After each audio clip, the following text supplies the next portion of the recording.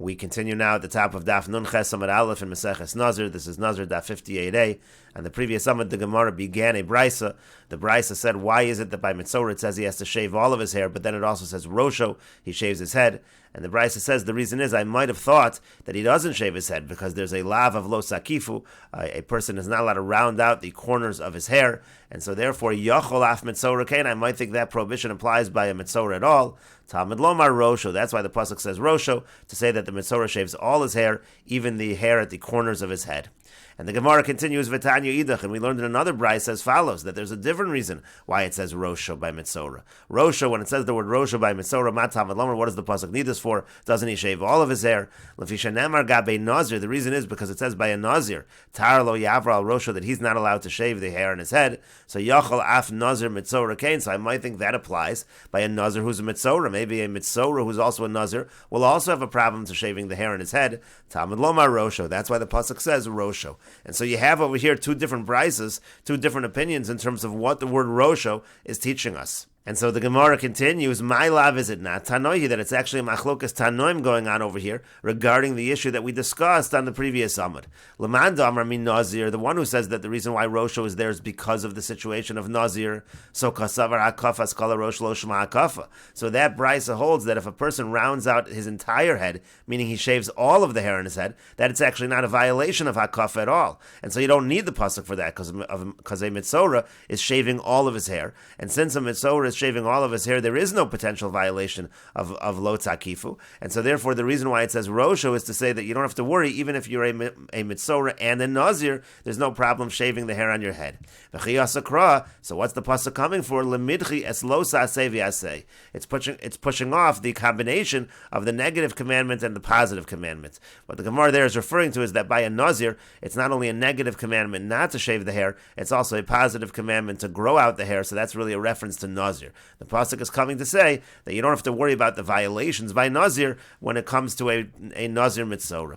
V'idach, in the other brisa savar, that brisa holds hakafas kol harosh shema hakafa, that rounding out all of the hair on the head, meaning to shave all the hair on the head, is considered to be a violation of lo sakifu. V'chiyasa kra lemidchi lav greda, and the pasuk is coming along. The word rosho is coming along to say that a mitzorah, he doesn't have to worry about that lav, that negative prohibition of lo sakifu. He shaves the hair on his head in any case.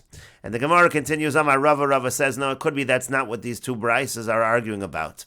It could be that both brises agree that if a person shaves all the hair on his head, that's not called hakafa. There is no violation. If that's the case, so why is one of the brises saying that Roshu is coming to tell us not to worry about lo sakifu? There is nothing to worry about. Hakafas kol Roshu is lo shma hakafa. But the Gemara says, no, it is possible the bris is needed. V'chi asa kra, the pasuk is coming to say, kagon shehikif ulevasof gilach. The case could be as follows. Let's say the person shaves his hair in stages, he's a mitzorah. He goes ahead and first he rounds out the corner of his hair, so he cuts the payas, and then later he goes ahead and finishes everything off. So in that situation, there really would have been a violation of the Isser, and that's what the Bryce is saying. By a mitzorah, once he's allowed to shave, he's allowed to shave. There is no violation of lo sakifu. Kevon de'ilu galche b'chad zimna lo mechayev, since he could have shaved it all in one shot, and there would have been no chiyuv, so he ki hikif ulevasof gilach nami. So when the mitzorah goes ahead and he first rounds out the corners of his hair and then he shaves the rest, in that case also nami lo mechayev. In that case also he will not be chayev. But the Gemara says that cannot be what the pasuk is coming for. Umi kasav krahachi, where the pasuk really come to say that it's permitted to do it in a fashion where it would have been where it would have been usher, even though there was a fashion that you could have done it. If you would have shaved all your hair at once, there would have been no isser of lo sakifu at all. And that's what the Gemara points out. V'amar Reish Lakish, but didn't Reish Lakish say, Kol makom shata motzi aseh v'lo saseh? Anytime you have a situation where an aseh is going up against a lo saseh, a positive commandment is going up against a negative commandment, like in this situation over here, where you have lo sakifu, and you also have the positive commandment to shave the hair when the person is a mitzorah. So if you're able to fulfill both mutav, it's better, it's good. If not, only then does the asay come and push off the lo saseh. Meaning in this situation, if we're going to say that it's not lo sakifu to shave off all of the hair on one's head, so that's really what the mitzorah would have to do. He shouldn't do it in a way that violates the lav if there's a way to get around violating the lav. And therefore the pasuk wouldn't have come along and said, well, you could do it the other way, don't worry about the lav. No, if we would have followed Reish Lakish, we would say you have to do it in the fashion that does not violate the lav. So that cannot be the explanation of the brisa. The brisa cannot be saying that one is allowed to violate lo sakifu if there's a way around violating lo sakifu. And so the Gemara instead offers an alternative approach to the two brisas, in which again they're not arguing about hakafas kol harosh, ela dekuli alma hakafas kol harosh shmo hakafa. Rather the other way around. Everybody agrees that hakafas kol harosh actually is a violation of hakafa. Uman demuki lekra lemidchi lo sasei va'asei. Now the one who is saying that the pasuk's actually coming to push off the isurim by Nazir, meaning the lo sasei and the asei, that a Nazir is not allowed to shave the hair in his head, and also that a Nazir has to grow out the hair in his head. So according to that brisa, lav greda minole. So where does he learn out this idea that the pasuk would push off, or that an asay would push off just a lav? That's already learned from a different source. That's why he doesn't have it over here. Yolef migadilim. He learns out that source from the case of tzitzis. In other words, the brisa that says that the reason why it says rosho is specifically to say that even a nazir mitzorah shaves his head. So why doesn't he say it's to teach us that you don't have to worry about lo sakifu? Because that idea that an asay is docha a lo sasay, that already is learned out from tzitzis. The Yomar Krakos, the pasuk says lo silbash shatnez. There's a negative violation not to wear shatnez, not to wear a mixture of wool and linen. V'tanyan, we learned in a brisa lo silbash shatnez, a person shouldn't wear shatnez. Hagadilim ta'asa lecha mehem. However, the fringes, the tzitzis, they can be made from shatnez. We do say that the mitzvah asay of tzitzis overrides the negative commandment of shatnez. For example, let's say a person has a linen garment and he puts wool tzitzis on the linen garment. The asay is being docha the lo sasay. And the Gemara continues, Umanda nafkole me rosho. Now the one who learns out that asay is docha lo sasay from rosho, meaning to say that the word rosho by mitzorah says that the mitzorah should shave his head, and there's no need to be concerned for the lav of lo sakifu. So my time alone nafkole me gedilim. Why not learn it out from gedilim? Why not learn it out from fringes? Amar lach. So he says to you, lichid rava huda. So the reason is because according to that approach, the word gedilim is actually teaching us Rava's teaching, the Rava Rami, because Rava had the following contradiction in Psukim. Ksiv v'nosnu al tzitzis haknaf min knaf psil techeles. It says that when you're putting on the fringes, so it has to be the same material as the garment itself, as the corner itself. Uchsiv, and the pasuk also says tzemru fishtim yachtav. It says you have wool and linen together. So haketzad how so? Tzemru pishtim potrim bein b'minon bein shalo b'minon. If you're using wool or you're using linen as the fringes, that will work on a garment, whether it's of wool or linen or whether it's made of other materials.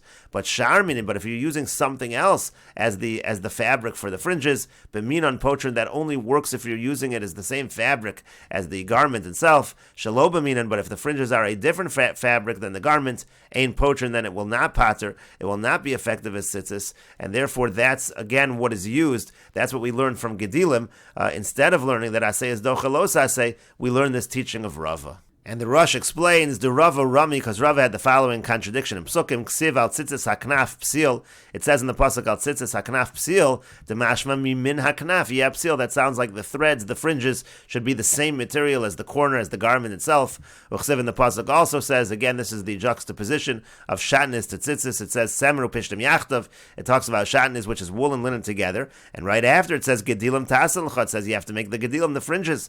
The mashma dafka mehem asay gedilim. Sounds like it specifically is made from wool and linen.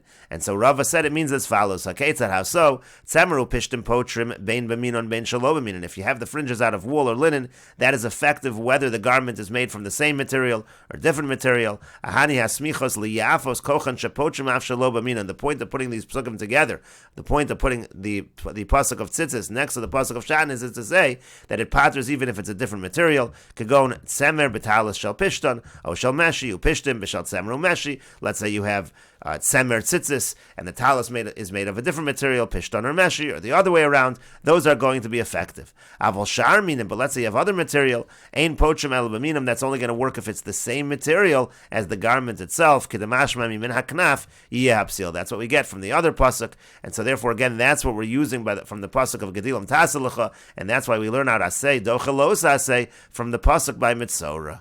And the Gemara continues, V'haitana demapik l'rosho l'lav greda. Now, according to the Tana who understands rosha by mitzora, to say that an asay is docha just a los asay, meaning he uses it for being docha the los asay of los akifu. So the asi asay v'dochias los asay v'asay minon. So where does that Tana learn out the idea that an asay can come along and push off both the los asay and an asay? And to that the Gemara says nafkolei mizakano. So that Tana will learn it out from zakano. That's also by mitzora. Again, it says when mitzora shaves off all the hair in his body, but then it also specifies his beard. Why does it specify his beard? The Tanya, as we learned in a brayso, zakano matam and lomer. Why does it say zakano? Lefisha nemru paas zakanim lo yigalechu. It says that by the kohanim that the kohanim are not allowed to shave the corners of their beard. Yachol af kohen mitzora kain. I might think that a kohen who's a mitzora also cannot shave the corners of his beard. Talmud lomer zakano, and that's why the pasuk says zakano. It says zakano by mitzora to say that it's docha the los asay and the asay by kohanim. You have both a los asay and an asay when it comes to shaving the corners of the beard.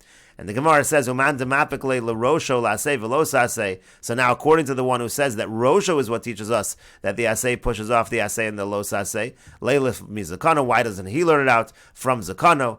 But the Gemara says, but according to your reasoning that you're asking that question, the kaimulan bialma, that which we understand in general. And the Rush explains the zakano. Why does the pasuk say zakano by mitzora matam and lomar? The v'chlal kol sara, who isn't the beard included in all the hair on the mitzora's body? And so the brayso said lefisha nemer b'kohanim, because it says by the kohanim upaaz zakanim lo yigalechu, they don't shave the corners of their beard, and so therefore we say a kohen mitzora, he in fact does shave the corners of his beard. Talmud lomar zakana. That's why it says zakana by mitzora, to say that a kohen mitzora does shave the corners of his beard.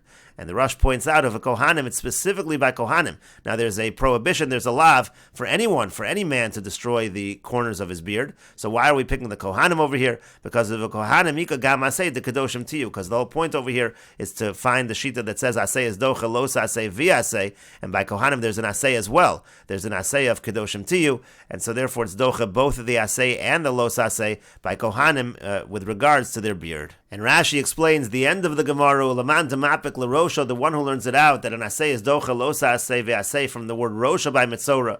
Gabe Nazir, talking about by a Nazir mitzora, lemidchi losa asay ve'asay, it pushes off the losa asay and the asay for a Nazir to shave the hair on his head, and we learn that out again from rosho. So leilif mizakano, why not learn out the same thing, that asay is docha losa asay and asay from the word zakano by mitzora, talking about a kohen mitzora, that even a kohen mitzora shaves his beard, and it pushes off the asay and the losa asay for a kohen to destroy the corners of his beard.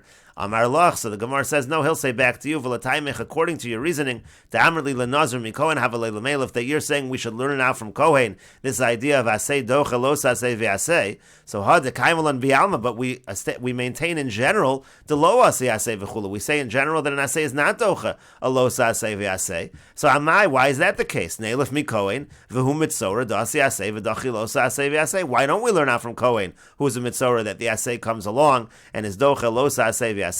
Vuadin b'chol Torah. Why don't we extend that throughout all halachas in the Torah? And we will continue with this discussion in the next video on Daf Nun Ches Amud Beis.